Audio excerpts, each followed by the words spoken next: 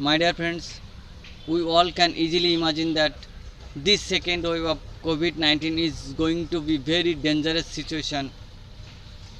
More than 3.5 lakhs people is getting infected regularly. More than 3.5 thousand people is getting died day by day. So we all can imagine that the situation is going to be out of control. Please try to save yourself. Please try to save your family. This situation is created by us just because we are not very much careful about this situation. We are getting this situation very lightly.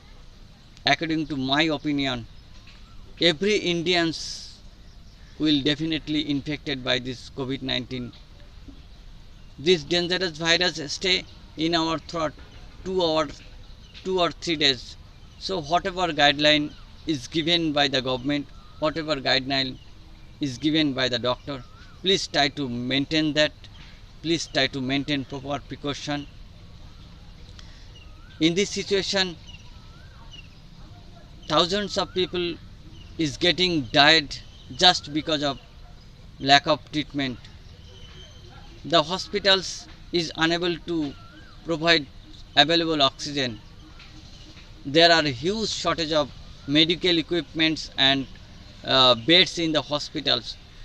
So all of you can understand that this situation is going to be very dangerous.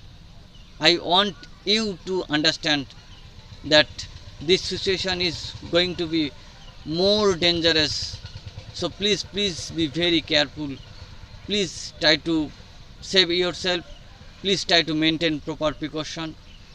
In this dangerous situation, I would like to give a big salute to our COVID-19 frontline warrior. They are trying to save millions of lives. They are the real hero in this situation.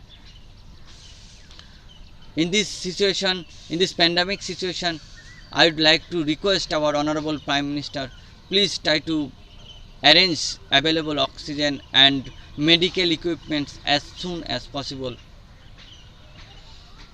Now, please save our nation. India is in dangerous situation. So, in this situation, I will request our political party, please don't make politics in this situation. Please try to understand that India is in very bad situation. Our nation is in very bad situation. Please try to fight against this dangerous COVID-19. Please try to win this COVID-19 second wave, because we should save our nation. We all love our nation.